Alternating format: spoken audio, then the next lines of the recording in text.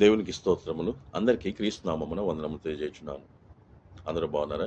అందరూ ఆరోగ్యంగా, సంతోషంగా దేవుని సన్నిధిలో గడపాలని మీ కుటుంబాలతో, మీ కుటుంబస్తులతో, మీ ఇరుగు పొరుగు వారితో, మీ సంఘస్థులతో, మీ సంఘ కాపరి గారితో, అలాగే మీకు పని కల్పించిన మీ యజమానులతో దేవుని స్తుతించాలని, అందరితో సమాధానంగా ఉండాలని ప్రతిరోజు మీ కొరకు ప్రార్థన చేయుచున్నాను. 2025 సంవత్సరము ఫిబ్రవరి నెల 16వ తారీఖున ఈ పరిశుద్ధ దినమున బైబిల్ నుండి మనకు దేవాతి దేవుడు ఈరోజు వాగ్దానము పంపియున్నారు. అదేమనగా హెబ్రీయులకు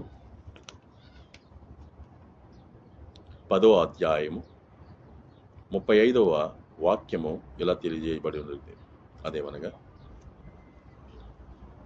మీ ధైర్యమును విడిచిపెట్టకుడి, దానికి ప్రతిఫలముగా గొప్ప బహుమానము కలుగును. అవును, మన ధైర్యముగా ఉండి మన దేవుని సన్నిధిలో, దేవుని ఎదుట ధైర్యముగా ఆయనను ఎదుర్కొని ఎడల మనకు గొప్ప బహుమానము కలుగుతుందని దేవాది దేవుడు మనకు తెలియజేయుచున్నాడు. ఎటువంటి కార్యములు చేస్తే మనకి ఆ బహుమానము దొరుకుతుంది? వ్యర్థముగా ఈ జీవితాన్ని గడుపుతూ, వ్యర్థమైన మాటలు మాట్లాడుతూ, వ్యర్థమైన పనులు చేస్తున్నప్పుడు మనకి ఈ బహుమానం కలుగుతుందా?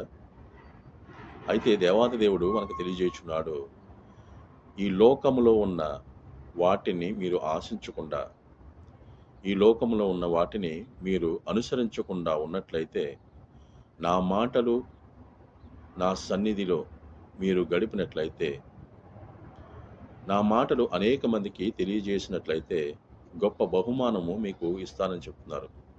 ఆ గొప్ప బహుమానము ఏమిటనగా పరలోక రాజ్యము. ప్రతి మనిషికి చివరకు చేరవలసిన గమ్యస్థానం ఆ పరలోక రాజ్యం, ఆయన చెంతకే. అటువంటి ఆ బహుమానం మనం పొందుకోవాలని, ఈ వాక్యము మన జీవితంలో నెరవేరాలని తండ్రికి ఈ వాక్యమును అప్పచెప్తున్నాను. అందరికీ క్రీస్తు నామమున మరొకసారి వందనములు తెలియజేయుచున్నాను. ప్రార్థన. చాలామంది సహోదరులు నూతన గృహము కట్టుకోవాలని ఆశపడుతున్నారు. సోదరిమణులు ఆర్థిక ఇబ్బందుల నుంచి సతమతం అవుతున్నారు. ఒక సోదరుడు ఆ స్పాన్సర్ దగ్గర నుంచి బయటకు రావాలని ఆశపడుచున్నారు. అలాగే ఇంకొక సోదరిమణులు వారు చేయుచున్న ఇంట్లో ఇబ్బందులతో బాధపడుచున్నారు. వారు వేరే ఇంటికి వెళ్ళాలని ఆశపడుచున్నారు. గల్ఫ్లో చేస్తున్న సోదరిమణులు, సోదరులు అందరూ కూడా దేవునిని స్తుతించాలని నా ఆశ. అయితే ప్రార్థనలో మీకు సమయం ఉంటే నాతో ఏకీభవించండి. భూమిని ఆకాశమును సృజించిన సర్వశక్తి గల తండ్రి అయిన దేవాతి దేవునికి వందనములు. దినదినము మమ్మల్ని కాపాడుతున్నందుకు, మాకు ఆయుష్ను ఇస్తూ మమ్మల్ని రక్షిస్తున్నందుకు మీకు వందనములు, స్తోత్రములు తండ్రి. ప్రభువా, ఎంతమంది అయితే ఈ వాక్యాన్ని వీక్షిస్తున్నారో, చూస్తున్నారో వారందరికీ సమాధానమును, సంతోషమునివ్వండి. అలాగే ఎంతమంది అయితే ఈరోజు పుట్టినరోజులు జరుపుకుంటున్నారో, వివాహము జరుపుకుంటున్నారు, వివాహ రోజును జరుపుకుంటున్నారు, నూతన గృహంలోనికి వెలుచున్నారు, వారందరికీ తోడుగా నీడగా ఉండి వారికి శాంతి సమాధానమును, వారి వెంట కృపాక్షేమములు ఉండడానికి వారికి తోడుగా ఉండండి. అలాగే ఎంతమంది అయితే ఈరోజు చిట్ట రోజుగా ఈ ప్రపంచంలో జీవిస్తున్నారు, నీ పరదేశుకు రావటానికి ఆ యొక్క జీవితాన్ని ఎదుర్కొంటున్నారు వారికి, అలాగే వారిని విడుస్తున్న వారి కుటుంబాలకి ఆదరణను, ఆనందమును, సంతోషమును వారికి ఇవ్వండి. ప్రభువా, ఎంతమంది అయితే పనులలో నిమగ్నులై ఉన్నారు, వారు చేసిన పనులకు వారి యజమానులతో సమాధానం లేక బాధపడుతున్నారో వారికి సమాధానం ఇవ్వండి. అలాగే నూతన గృహం కట్టుకోబోతున్న స్నేహితులకు నూతన గృహమును అందించండి.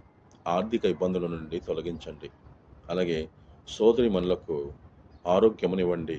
వారు చేయుచున్న యజమానులు వారిని ప్రేమించడానికి, వారిని మనుషులుగా చూడడానికి, వారికి ఎటువంటి శోధనను తీసుకురాకుండా వారిని కాపాడండి. అలాగే సోదరులు బయటికి వెళ్ళాలని ఆ యొక్క తనాజుల కోసం ఎదురు చూస్తున్నారు. వారికి మంచి పనిని, అలాగే ఆ యజమానికి మంచి మనసును ఇచ్చి ఆ యొక్క కార్యమును జరిపించండి. అలాగే ఎంతమంది అయితే నీ యొక్క వాక్యము కోసము, నీ యొక్క ఆశీస్సుల కోసము ఎదురు చూస్తున్నారో వారందరికీ మీ ఆశీస్సులను, మీ దీవెనలను వారికి ఇవ్వండి. అలాగే నా కుటుంబాన్ని, నా కుటుంబస్తులను, అలాగే నా సంఘాన్ని, నా సంఘ కాపరిని ప్రేమతో కాపాడండి. మీ యొక్క పరలోక రాజ్యము మేము చేరేంత వరకు మాకు తోడుగా ఉంటారని, త్వరలో రానయ్యున్న మా ప్రభు అయిన యేసుక్రీస్తు వారి నామమున ప్రార్థన చేయుచు మీ పాదాల సందుకు ఈ ప్రార్థనను చేరుస్తున్నాను తండ్రి. ఆమెన్. అందరికీ క్రీస్తు నామమున మరొకసారి వందనములు తెలియజేస్తున్నాను. అందరూ ఈ యొక్క పరిశుద్ధ దినమున దేవుని స్తుతించండి, దేవుని సన్నిధికి వెళ్ళండి. అందరికీ దేవుని దీవెనలు మెండుగా కలగాలని నా ఆశ. ఆమెన్.